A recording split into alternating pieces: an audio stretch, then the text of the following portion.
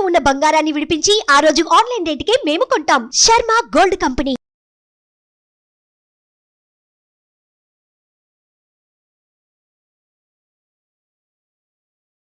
Welcome to our channel. ఈ రోజు మనతో పాటు రమ్మగారు ఉన్నారు. నమస్తే రమ్మగారు. నమస్తే జయ. రమ్మగారు, శివరాత్రి వచ్చేస్తోంది. సో శివరాత్రి అంటే ఏంటి, ఆ రోజు అనుసరించాల్సిన విధానాలు ఒక్కసారి మన మామ్స్ అందరికీ చెప్పుకుందాం. శివరాత్రులు ప్రతి నెల వస్తాయి. అవును, ప్రతి మాసం త్రయోదశి నాడు అంటే మనం చాంద్రమానం ప్రకారం వెళ్తాం. తిథుల ప్రకారం మన నెలలు గడుస్తాయి. డేట్ల ప్రకారం కాదు కదా. చంద్రుడు పెరిగినప్పుడు పౌర్ణమి, తరిగినప్పుడు అమావాస్య. అమావాస్యకి ముందు వచ్చే రోజు ముందు 2 రోజుల ముందు అంటే త్రయోదశిని మాస శివరాత్రిగా చేసుకుంటాం. అయితే ఇప్పుడు ఈ మాఘమాసంలో వచ్చే బహుళ త్రయోదశిని మహాశివరాత్రిగా చెప్తారు.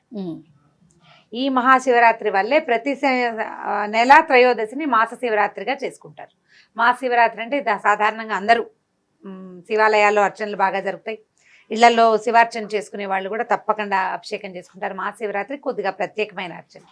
మహాశివరాత్రికి ఇంకా అసలు చెప్పనే అక్కర్లేదు. మొత్తం భారతదేశం అంతా మహాశివరాత్రికి పరమశివుడిని భూమి మీదకి దింపేందుకే సిద్ధమైపోతాం మనం. ఓకే. సంవత్సరం అంతా చేయకపోయినా, సంవత్సరం అంతా శివార్చన చేయలేని వాడు కూడా శివరాత్రి నాడు కనుక కొద్ది అర్చన శివుణ్ణి తలుచుకోవటం చేసినా కూడా శివ సాయుధ్యం లభిస్తుందని మన వాళ్ళు కార్తీక పురాణం వల్ల చాలా పురాణాల్లో చెప్పబడింది.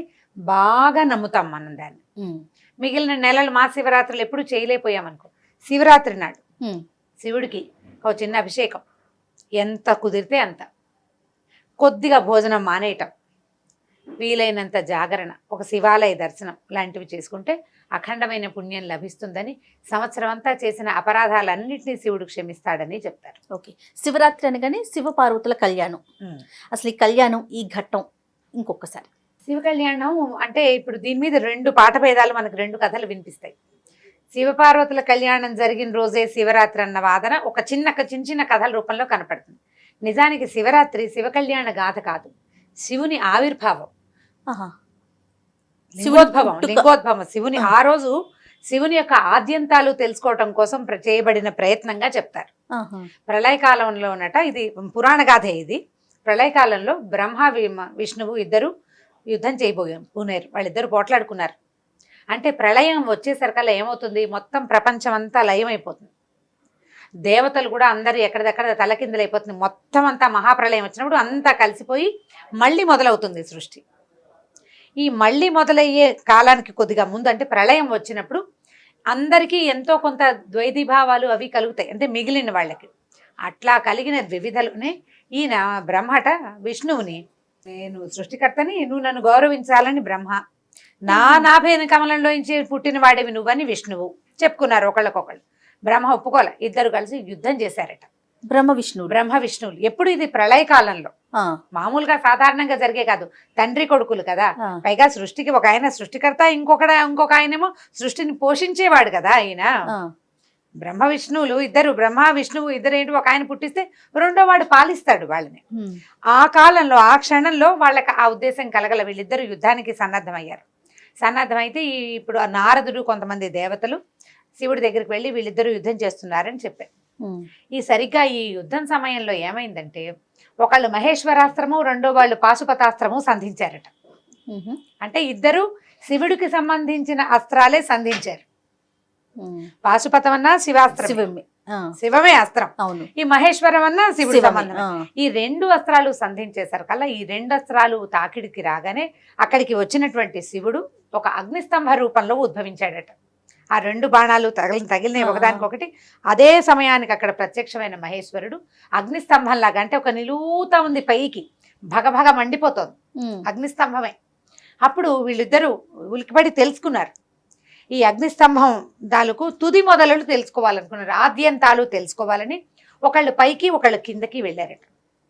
విష్ణువు వరాహ రూపంతో కిందకి వెళ్తే, బ్రహ్మ హంస రూపంతో పైకి వెళ్ళాడు.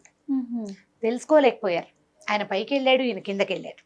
మళ్ళీ తమ యథాస్థానాలు అంటే ఎక్కడ వాళ్ళు మొదట చూశారో అక్కడికి చేరుకునే సమయానికి బ్రహ్మకి పైకి వెళ్తుంటే ఒక మొగలి పువ్వు, కామధేనువు 2 కనపడ్డాయట.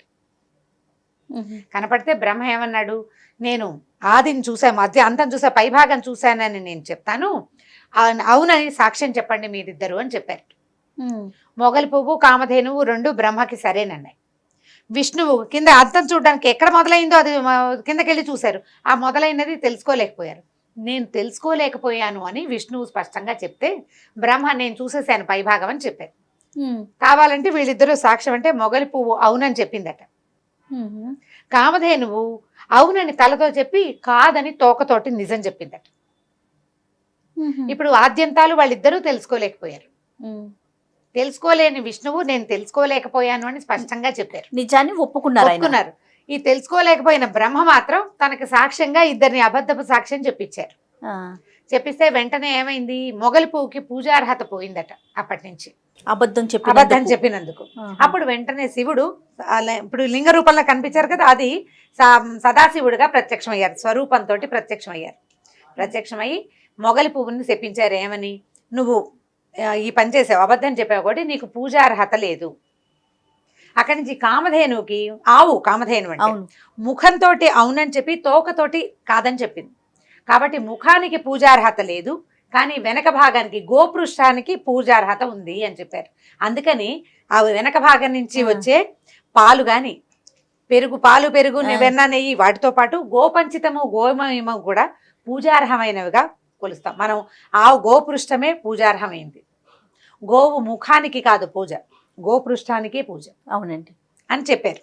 అయితే ఈ బ్రహ్మ నిజం చెప్పినందుకు విష్ణువుకి శాశ్వతంగా పరమేశ్వరుడితో పాటు ఎల్లప్పుడూ ప్రపంచం అంతా పూజించబడే అవకాశం ఇచ్చారు. నువ్వు ఎల్లప్పుడూ ఉంటావు అని. కానీ బ్రహ్మకి పూజలు తక్కువ. ఆ తర్వాత 5 ముఖాలు ఉన్నాయి. అప్పటికి 5 ముఖాలు ఉంటే భైరవుణ్ణి సృష్టించారని, ఒక ముఖాన్ని ఖండించారని, ఆ ఏ ముఖంతో అయితే బ్రహ్మ నేను చూశానని చెప్పారో ఆ 5వ ముఖాన్ని తుంచేశారని ఒక కథనం. ఈ 5వ ముఖాన్ని తుంచేయటం కొన్ని చోట్ల చెప్పబడుతుంది, కొన్ని చోట్ల చెప్పబడదు. కానీ బ్రహ్మ అబద్ధం చెప్పడం వల్ల ఆయనకి దేవాలయాలు పూజలు లేవు.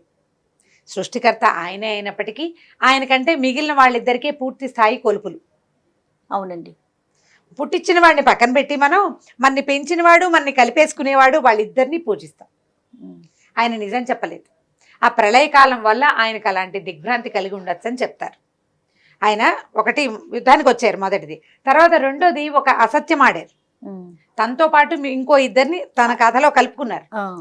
అది ప్రళయ కాలంలో వ్యక్తులకి కలిగే దిగ్భ్రాంతి, ఒక చేయకూడని పనులు చేసే ఒక లక్షణం కలిగి ఉండటం అనేది ఆ సమయంలో కలిగింది. కాబట్టి బ్రహ్మాన్ని అది లోన్ చేసుకుందని ఆ ప్రళయానికి ఆయన లొంగిపోయారని చెప్తారు. ఇప్పుడు ఎప్పుడైతే ఈ అగ్నిస్తంభం ఏ రోజు ఎప్పుడైతే ఉద్భవించిందో అదే పరమశివరాత్రిగా మహాశివరాత్రిగా మనం చేసుకుంటాం. ఈ అగ్నిస్తంభంగా ఉద్భవించిన ఆ ప్రదేశమే అరుణాచలం అగ్నిక్షేత్రం అంటారు. అక్కడ అగ్నిలింగం ఉందని చెప్తారు. అరుణాచలేశ్వరుణ్ణి అగ్నిలింగంగా భావిస్తారు. మనకి పంచభూత లింగాలు ఉన్నాయి కదా, అగ్నిలింగం అన్నమాట అరుణాచలంలో ఉన్నది. అది అరుణాచల క్షేత్రంలోనే ఈ అగ్నిస్తంభ ఉద్భవం జరిగిందని చెప్తారు. ప్రతి శివరాత్రికి మనం ఇదే కథ కొంచెం కొంచెం చిన్న చిన్న పాట భేదాలతోటి వింటాం. అందుకని ఈ శివరాత్రి నాడు పగలు చేసే పూజ కంటే లింగోద్భవ కాలంలో చేసే పూజ, రాత్రి వేళ చేసే పూజ చాలా అత్యద్భుతమైన పరమాత్మకమైన పూజ. రకరకాలుగా అర్చించవచ్చు శివుణ్ణి, చాతొచ్చినట్టు కుదిరినట్టు. మామూలుగా మనకు చెప్తారు అలంకార ప్రియో విష్ణు అభిషేక ప్రియ శివ అని చెప్తారు. విష్ణువుకి ఎన్ని పువ్వులు పెట్టినా పెట్టించుకుంటాడు ఆయన. మన శివుడికి ఏమక్కర్లా, చెంబెడు నీళ్లు హరహర అని ఆ చెంబు నీళ్లు 3 ఉద్ధరణల నీళ్లు కూడా చాలు. నీ శక్తి, నీ ఓపిక, నీకు చేతనైనంత నువ్వు పోస్తే చెంబెడు నీళ్లు. నువ్వు పాలే పోయక్కర్లా, పంచామృతాలే చేయక్కర్లా, బంగారు లింగం అక్కర్లేదు. సైకత లింగం, మట్టి మృత్లింగం, మట్టితోటి చిన్న అడుసుతోటి చేయబడిన చిన్న లింగానికి నువ్వు 3 ఉద్ధరణల నీళ్లు పోసినా పరమశివుడు స్వీకరిస్తాడు దాన్ని. అంత అల్ప సంతోషి ఆయన.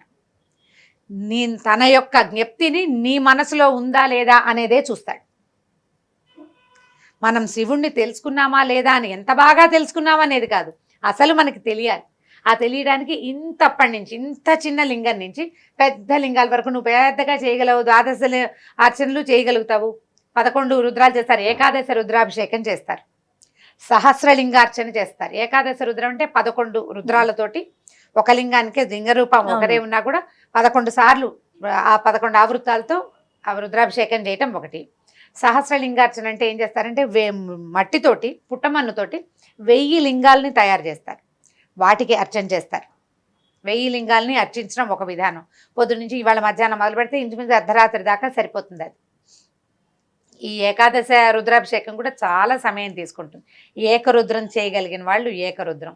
నేనే రుద్రము చేయలేను నాయన, నేను ఇదే చేయగలనని నువ్వు ఒక చెంబెడు రాగి చెంబుతో చెంబెడు నీళ్ళు తీసుకెళ్ళి శివాలయంలో, ఈ బయట శివలింగాలు కూడా కనిపిస్తాయి, శివాలయంలో చేయగలిగావా సరే. ప్రతిష్ట లేని చోట కూడా శివలింగార్చన చేసుకోవచ్చు. రావణాసురుడు లాంటి వాళ్ళ దగ్గర నుంచి ప్రతి వాళ్ళని, శివభక్తులు, రాక్షసుల దగ్గర నుంచి మానవుల వరకు, జంతువులని కూడా, బోయే వాళ్ళని, ఏ అక్షరముఖ రాని వాళ్ళని కూడా ప్రతి వాళ్ళని ఆయన తన వాళ్ళనిగా చేసుకున్నాడు శివుడు. ఈ శివరాత్రి ప్రత్యేకత ఏంటంటే మనకి ఏం రావక్కర్లా, ఫలానా మంత్రం రావాలి, ఫలానాది రావాలి, ఆ బాధ ఏం లేదు.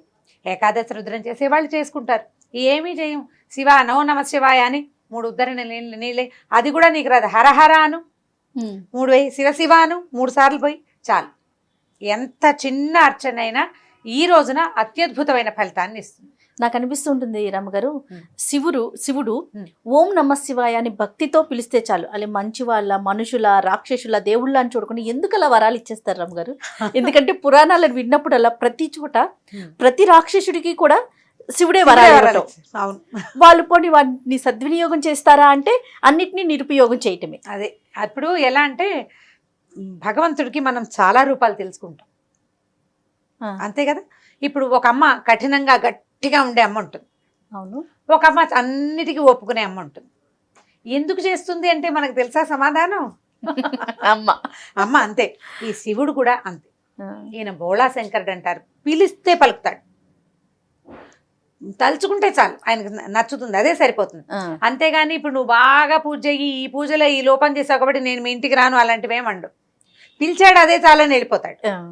ఇప్పుడు చూడండి, మనం ఈయన చాలా ఏమంటారు సింపుల్గా ఉంటాడు శివుడు, అంతే కదా. ఇప్పుడు నారాయణమూర్తి, మనం వెంకటేశ్వర స్వామిని చూస్తే ఆయన నిలువుత రోజు నగలు మార్చుకుంటాడు, రోజు బట్టలు మార్చుకుంటాడు, రోజు అలంకారం మార్చుకుంటాడు. కర్పూరం తగ్గితే కుదరదు, ఇన్ని తులాల కర్పూరం కావాలి, ఇంత కస్తూరి కావాలి, అన్ని నియమమే.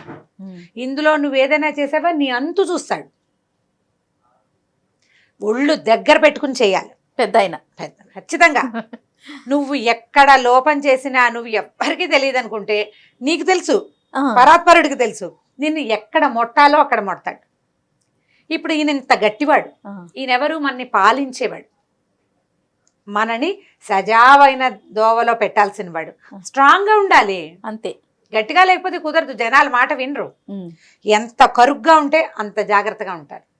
ఇప్పుడు ఈ 3వ ఆయన ఉన్నాడు కదా, ఈయనేమిటి నువ్వు ఎలా ఉన్నా నిన్ను తనలో కలుపుకుంటాడు, ఐక్యం చేసుకుంటాడు అంతే. లయకారకుడైన శివుడు చాలా సులువుగా మన్ని తనలోకి లయం చేసుకుంటాడు. ఎంత సులువుగా ప్రాణి తన శరీరాన్ని వదిలిపెడుతుందో అంతే సులువుగా శివుణ్ణి మనం లయం చేసుకోవచ్చు, మనం ఆ వశం చేసుకోవచ్చు. ఈయన పాలించేవాడు కాదు, ఈయన క్రమశిక్షణలో పెట్టాల్సిన అవసరం లేదు అసలు. ఇచ్చేస్తాడు నీకు ఏది కావాలంటే అది, ఎలా కావాలంటే అట్లా. నువ్వు అడగటమే ఆలస్యం. అక్కడ రాక్షసుడా మంచివాడని కూడా దేవుడా అని చూడరు. మంచి చెడు వీడు నాకే కీడు చేస్తాడేమో అన్న ఆలోచన ఉండదు. వాడు అడిగాడు, ఈయన ఇచ్చేసాడు. మనం ఎన్ని కథలు వింటామో అంటున్నా, ఎన్ని రకాలవి. ఇప్పుడు ఇంచుమించు ఆయన ఇచ్చిన వరాలన్నింటినీ సాటిస్ఫై చేయడానికి విష్ణుమూర్తే వస్తూ ఉంటాడు ప్రతిసారి. ఆయన ఇచ్చిన ప్రతి వరాన్ని డిస్ప్లే, అంటే ఆయన ప్లీజ్ చేయడానికి వరం ఇచ్చేస్తాడు, ప్లీజ్ అయిపోయి వరం ఇస్తాడు, దాన్ని డిస్ప్లేస్ చేయడానికి విష్ణుమూర్తే వస్తుంటాడు. మరి ఎవరో ఒకళ్ళు రావాలి. అవును, ఇలాంటి కథలే మనకి కనిపిస్తూ ఉంటాయి. శివుడు సులభ సాధ్యుడు, తేలికగా వశం చేసుకోవచ్చు. భక్తిభావం ఉంటే చాలు, నువ్వు గనక సజావైన ప్రవర్తన కలిగి ఉన్నావు అనుకుందాం. ఇప్పుడు నువ్వు దుర్మార్గుడు అయినా నీకు శివుడు పలుకుతాడు. సజావైన ప్రవర్తన కలిగి ఉంటే అది నీకు ప్లస్ అవుతుంది. అవును, ఆయన నీకు వరాలు ఇచ్చేస్తాడు. ఈ వరాలను ఇంకొకళ్ళు వచ్చి చెడగొట్టకుండా ఉండాలంటే నీకు సత్ప్రవర్తన కావాలి. అంటే మన ఆలోచన విధానం సజావుగా ఉండాలి, దుర్మార్గపు ఆలోచనలు ఉండకూడదు. ఇప్పుడు ఈ శివరాత్రి నాడు అభిషేకాలు చేస్తాం, అర్చన చేసుకుంటాం, ఉపవాసం చేస్తాం, తర్వాత ఏమో జాగారం చేస్తాం. ఎవరెవరు ఉపవాసం చేయాలి, ఎవరెవరు ఉపవాసాలు చేయకూడదు. గర్భిణులు, చిన్నపిల్లలు, వృద్ధులు ఉపవాసం చేయకూడదు. ఓకే. ఒకవేళ పెద్దవాళ్ళు మేము ఉపవాసం ఉండదలుచుకున్నామంటే తేలికపాటి ఆహారంతో ఉండొచ్చు. పిల్లలకి ఈ నియమం ఉండదు. ఒకవేళ అన్నానికి భిన్నం తినచ్చని పెద్దవాళ్ళు చెప్తుంటారు. అన్నం కాకుండా పొద్దున ఇడ్లీ పెట్టండి, మధ్యాహ్నం ఉప్మా పెట్టండి, రాత్రి ఇంకొకటి ఏదో పెట్టండి. అన్నం కాకుండా ఆహారం తీసుకోవచ్చు.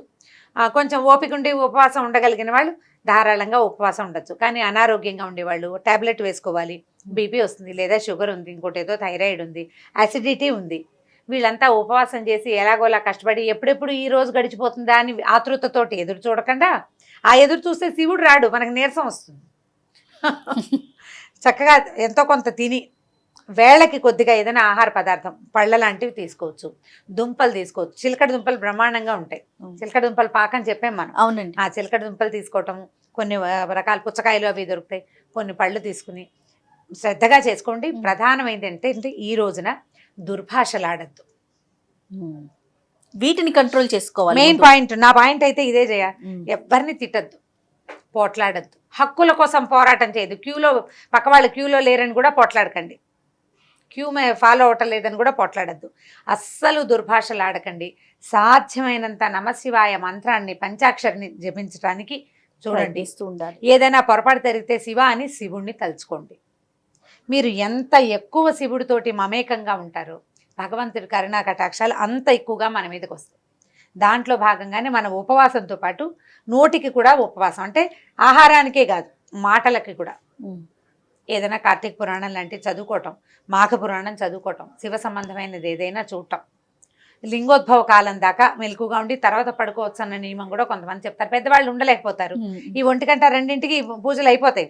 మఠాల్లో దేవాలయాల్లో మనం ఇళ్లలో చేసుకున్న లింగోద్భవ కాలం రాత్రి కదా, అది అయిపోయిన తర్వాత కావాలంటే నిద్రపోవచ్చు. తెల్లవారుజామున అంటే 2:30-3 గంటలకి. ఓపిక లేని వాళ్ళు నిద్రపోండి. చేయగలిగిన వాళ్ళు ధారాళంగా చేయండి. ప్రధానంగా మానాల్సింది దుర్భాషలు, నోటి నుంచి తప్పుడు మాటలు రాకుండా ఉండటం, బూతులాడకుండా ఉండటం, పోట్లాడకుండా ఉండటం. సాధ్యమైనంత డబ్బు, జీవితాలు వాటి మీద ఆసక్తిని తగ్గించుకోండి. ఈ ఒక రోజుకి ఇవాళ చేసింది జీవితకాలం ఫలితాన్ని ఇస్తుందని చెప్తారు పెద్దవాళ్ళు. కాబట్టి ఈ కొన్ని గంటల పాటు మనం పొద్దున ఏదో ఆఫీస్కి వెళ్ళిపోతాం అనుకోండి, ఆఫీస్కి వెళ్ళిపోతే వాళ్ళు వెళ్ళిపోతారు. సాయంకాలం వచ్చాక ఏదో శివార్చన చేసుకుంటాం. పొద్దున చేయొచ్చు, సాయంకాలం చేయొచ్చు, ప్రదోష వేళ అంటే చంద్రోదయం అయినప్పుడు, రాత్రి కూడా అర్చన చేసుకోవచ్చు. ఈ 3 కాలాల్లో ఎప్పుడు కుదిరితే అప్పుడు వీలైతే ఒక శివాలయ దర్శనం. శివాలయంలో బాగా రష్గా ఉంది, బయట నుంచి లోపల ధ్వజస్తంభాన్ని చూసి దండం పెట్టండి. అది కూడా దేవాలయ దర్శనంతో సమానమే. అయితే ఈ దర్శనం ఎలా అంటే, మనం రోడ్డు మీద వెళ్తాం అని ఇలా వెళ్తారు. కొంతమంది ముద్దు కూడా పెడుతుంటారు, స్వయం కిస్ ఇస్తారు శివుడికి. కిస్ ఇవ్వకుండా చెప్పులు విప్పేసి శివాలయానికి ఎదురుగుండా తిరిగి దాన్ని నమస్కరించండి. ఇది పూర్తిగా దర్శనం చేసిన ఫలితాన్ని ఇస్తుంది. ఓహో. శివుడికి ఫ్లయింగ్ కిస్లు అవి ఇవ్వకుండా ఇలా చేయండి. చెప్పులు మాత్రం విప్పాలి. బండి మీద ఉన్నాం, బండి ఆపుకోండి, కార్ బయట, ఈ గుడి బయట ఓ పక్కన పెట్టండి, గుడి ఎదురుకుండా రండి. చాలా రష్ ఉంది, మీకు టైం లేదు. చక్కగా ధారాళంగా మనస్ఫూర్తిగా నాయన ఇక్కడి నుంచే దండం పెట్టినాను, దీన్ని స్వీకరించమని ఒక దండం పెట్టుకోండి. ఆ రోజుకి అది చాలు. వీలైతే శివాలయంలో దీపారాధన చేసుకోవటం, సాయంకాలం వేళ దీపం పెట్టుకోవటం, ఇక మీరు ఏం చేసినా ప్లస్లే అవన్నీ. సరే, ఆరోగ్యవంతులైతే ఎలాంటి నియమాలు పాటించాల్సి ఉంటుంది అంటారు రమ్మగారు? అంటే పూర్తిగా రాత్రంతా జాగారం చేసి మళ్ళీ మరుసటి రోజు ఏంటి? మరుసటి రోజు ఇక పడుకోకూడదు, పగలంతా కూడా నిద్రపోకూడదు. పగలు నిద్రపోతే జాగారం చేసిన ఫలితం ఉండదు. అవును అంటారు. పగలు నిద్రపోకూడదు. ఆరోగ్యవంతులైతే కొంచెం వీలైనంత ద్రవ పదార్థాల మీద ఉండండి ఆ పగలంతా కూడా. పగలు మరుసటి రోజు, ఈ రోజు శివరాత్రి రోజు, శివరాత్రి మర్నాడు పొద్దున భోజనం చేసేయచ్చు, భోజనానికి ఇబ్బంది ఏం లేదు. కానీ మీరు హెవీగా తింటే నిద్ర వస్తుంది. శివరాత్రి నాడు తేలికపాటి ఆహారం, ఏదైనా పొద్దున ఉప్మా చేసుకుని తిని రాత్రికి ఏమి తినకుండా ఉండేది ఒకటి. మా ఒరిస్సా తోడుకోడలు ఒక ఆవిడ ఉంది, మొన్న మా తోడుకోడలు ఒరియా అమ్మాయి, తనైతే నీళ్ళల్లో వాళ్ళు తేనెను నెయ్యి కలుపుకుని తీసుకుంటారు, నీరసం రాదన్నట. అక్కడంతా అలాగే తీసుకుంటారని చెప్తుంది. పంచామృతాలు, స్వామివారికి అభిషేకం చేసిన పంచామృతాలు తీసుకోవచ్చు, కొబ్బరి నీళ్ళు లాంటివి తీసుకోవచ్చు. ఏదైనా ఇప్పుడు ఈ ద్రవ పదార్థంతో ఉంటే ఇది మనకి శివుడితోటే కాదు, మన ఆరోగ్యానికి కూడా మంచిదే. పూర్తిగా వాటర్ థెరపీ అయిపోతుంది చక్కగా. లేదా అలా ఉండమంటే ఇలా ఉండండి శ్రద్ధగా. ఎలాగైనా సరే మర్నాడు పగలు పడుకోకూడదు, మర్నాడు రాత్రి వరకు నిద్ర ఆపుకోవాలి. కాబట్టి పగలు తేలిగ్గా తినండి, లైట్గా, మరి హెవీగా తినబోకండి. హెవీగా తింటే నిద్ర వస్తుంది అంతే. అది సాధారణంగా జరిగేదే. ఇప్పుడు ఏకాదశి ఉపవాసం ఉంటామా, ద్వాదశి నాడు హెవీగా తినేస్తే కళ్ళు మూతలు పడిపోతుంటాయి, తినకూడదంటారు. ఒక కథ చెప్పారు కదా, ఇంకొకటి ఎట్లా వచ్చింది రమ్మగారు? శివపార్వతుల కళ్యాణం అనేది ఎట్లా? ఇప్పుడు దీని రోజునే, ఇప్పుడు మన శివరాత్రి నాడే శివపార్వతుల కళ్యాణం చేస్తారు జయ. లింగోద్భవ పూజ ఎట్లా చేసుకుంటారో అట్లా శివ కళ్యాణం, గౌరీ కళ్యాణం చేయటం ఒక విధానం. ఉమ్, ఇప్పుడు మనకంటే కర్ణాటక వైపు హెచ్చుగా గౌరీ కళ్యాణం చేస్తారు. ఇప్పుడు తర్వాత కాలంలో మన దగ్గర కూడా కనపడుతుంది, శ్రీశైలంలోనూ అక్కడ చేస్తారు. అవును. ఈ గౌరీ కళ్యాణం చేసిన రోజే ఇది జరిగిందని, అంటే గౌరీ కళ్యాణం అయ్యింది, తర్వాత కాలంలో మళ్ళీ అదే సమయంలోనే ఈ అగ్నిస్తంభ రూపంలో శివుడు దర్శనమిచ్చాడని చెప్తారు, ఐతిహ్యం అంతే, కథ చెప్తారు. ఇప్పుడు నేను అనుకుంటాను శివ కళ్యాణానికి వేరే ఇంకా ఎప్పుడూ చెయ్యరు, శివరాత్రికే హెచ్చుగా చేస్తారు. అవును. అందుకని బహుశా ఇప్పుడు చేస్తారు కాబోలని అనిపిస్తుంది. దానికి ప్రత్యేకంగా కథగా అయితే చెప్పబడలేదు ఎక్కడ. మన పురాణాల్లో ఎక్కడా లేదు. 2 వాక్యాల్లో చాలా చోట్ల ఇది చెప్తుంటారనమాట, శివ కళ్యాణం జరిగిన రోజే ఇది అని. ఇంకొకటి చెప్పారు, శివుడు హాలాహలాన్ని స్వీకరించిన రోజు అని కూడా ఒక ఐతిహ్యం ఉంది. శివుడు హాలాహలం అంటే క్షీరసాగర మథనం, అప్పుడు క్షీరసాగర మథనం రోజున ఈయన ముందు హాలాహలం వచ్చింది, ఈయన హాలాహలం తీసుకున్నాడు, తర్వాతే అమృతం వచ్చింది. ఈ రెండిటికి చాలా రోజులు గ్యాప్ ఏం లేదు, గంటలే గ్యాప్ ఉంది. హాలాహలం తీసుకున్నప్పుడే ఆ రోజునే ఈ శివరాత్రిగా చేస్తారని ఒక ఇది చెప్తుంటారు. కాకపోతే అదేమి నియమంగా పూర్తిగా నమ్మడానికి వీల్లేదు. ఎక్కడెక్కడైతే ఇప్పుడు ఎలా ఉంటుందంటే కొన్ని పురాణాల్లో చిన్న పాఠ భేదాలతో తేడా ఉంటుంది. మనం కార్తీక పురాణం ఫాలో అవుతాం. కార్తీక పురాణంలో చెప్పబడినది అయితే అగ్నిస్తంభ దర్శనమే చెప్తారు, లింగోద్భవమే. ఆయన పూర్తిగా సాకారంగా లింగ రూపంలోనే అట్లా అగ్నిలింగంతో లాగా కనిపించారు. కనిపించాకే శివుడు అంటే మన పురాణాల ప్రకారం ఏంటంటే వీళ్ళు 3 రూపాలు కదా, బ్రహ్మ విష్ణు మహేశ్వరులు. వీళ్ళకి అమ్మవారే వీళ్ళ ముగ్గురిని, అంటే శక్తి ముగ్గురిని సృష్టించిందని మనం చెప్పుకుంటాం. అవును. శక్తితో పాటు ఎప్పుడూ శివుడు ఉన్నాడని, ఆయన్నే సదాశివుడు అంటారని చెప్తారు. పరమశివుడు వేరు, సదాశివుడు వేరు. శక్తితో కలిసి ఉంటాడు శివుడు, ఆయన సదాశివుడు. మన శరీరం లోపల కూడా చక్రాల్లో ఒక చోట అమ్మవారితో కలిసి సదాశివుడు ఉంటాడని చెప్తారు. అవును. ఇప్పుడు అమ్మవారితో కలిసి ఉండే సదాశివుడు వేరు, అమ్మవారి చేత సృష్టించబడిన త్రిమూర్తులు వేరు. పరమశివుడు సదాశివుడిలో చిన్న చిన్న తేడాలు ఉన్నాయి. ఇప్పుడు శక్తి అంటే పార్వతీమాతే కదా రమ్మగారు. అదే ఇప్పుడు చెప్తాను. ఆ తర్వాత మళ్ళీ వీళ్ళలో నుంచి 3 శక్తుల్ని ఉద్భవింపజేశారు, లక్ష్మి, సరస్వతి, లక్ష్మి, పార్వతి, వాళ్ళు ముగ్గురు. ఈ త్రిమూర్తులకి 3 అంశాలుగా అమ్మవారి అంశే 3 రూపాలుగా వచ్చినాయి. వీళ్ళ ముగ్గురికి జోడీగా 3 రూపాలని సృష్టించబడ్డాయి వాళ్ళ ముగ్గురు. ఈ మొత్తం 6 రూపాలకి, మనం కొలిచే ఈ 6 శక్తులకి ఆది రూపం అమ్మవారు, అది ప్రకృతి శక్తి. ఇప్పుడు ఇది ఎలా ఉంటుందంటే, మనం దాంట్లో నుంచి ఇది వచ్చిందా, దీంట్లో నుంచి ఇది వెళ్ళిందా అనేది మనకు ఒక కన్ఫ్యూజన్ ఉంటూనే ఉంటుంది. బాగా పెద్దవాళ్ళు ఎవరైనా చెప్తే ఇది ఇంకా కొంచెం వివరంగా అర్థమవుతుంది. మొత్తం శక్తి అంతా ఒక ఏకరూపం అని, ఆద్యశక్తిని, ఆవిడ అది స్త్రీ రూపం అని, లలితాంబిక అని చెప్తారు. అక్కడి నుంచి ఏర్పడిన 3 రూపాలు త్రిమూర్తులు, వారికి జోడీగా ఏర్పడిన త్రిశక్తులు అమ్మవార్లు. ఈ 6 రూపాల ఏకరూపమే లలితాదేవి. ఇప్పుడు లలిత వేరు, పార్వతి వేరు అనే డిఫరెన్స్ ఉంది కదా. పరమేశ్వర పత్ని పార్వతి, లలితని పరమేశ్వర పత్నిగా చెప్పరు, లలిత ఆద్యశక్తి. ఇప్పుడు ఆవిడతో పాటు కూడా శివుడు ఉంటాడు, ఆవిడ పరమశివ పర్యంక నిలయ అని చెప్తారు. అమ్మవారు శివుడి మీద కూర్చుని ఉన్న అమ్మవారి పిక్చర్లు మనం చూస్తాం, స్తోత్రాల్లో కూడా అలాగే ఉంటుంది. పరమశివ పర్యంక నిలయ అంటే పరమశివుడే పర్యంకంగా, అంటే ఆవిడ కూర్చోటానికి మంచంగా ఉన్నాడు. శివాకారే మంచే అని చెప్తారు శ్లోకంలో కూడా. ఈ శివాకారంలో ఈ శివుడే ఆవిడకి మంచంగా ఉన్నాడు అని. సదాశివుడు ఎప్పుడూ అమ్మవారితో ఉంటాడు, పరమశివుడు అంశే. వీళ్ళ ముగ్గురికి 3 లోకాలు, సత్యలోకం అని, తర్వాత ఏమో కైలాసం అని, తర్వాత విష్ణులోకం అని 3 లోకాలు, వైకుంఠం, ఎవరి లోకాలు వాళ్ళకి సెపరేట్గా ఏర్పరిచారు. వీళ్ళు ముగ్గురు ఈ సృష్టిని మొత్తం చక్కగా నడిపిస్తారు. ఈ ముగ్గురికి ఆది రూపం అమ్మవారు. స్త్రీ శక్తి నుంచే ఇదంతా వచ్చింది, మొత్తం సృష్టి అంతా.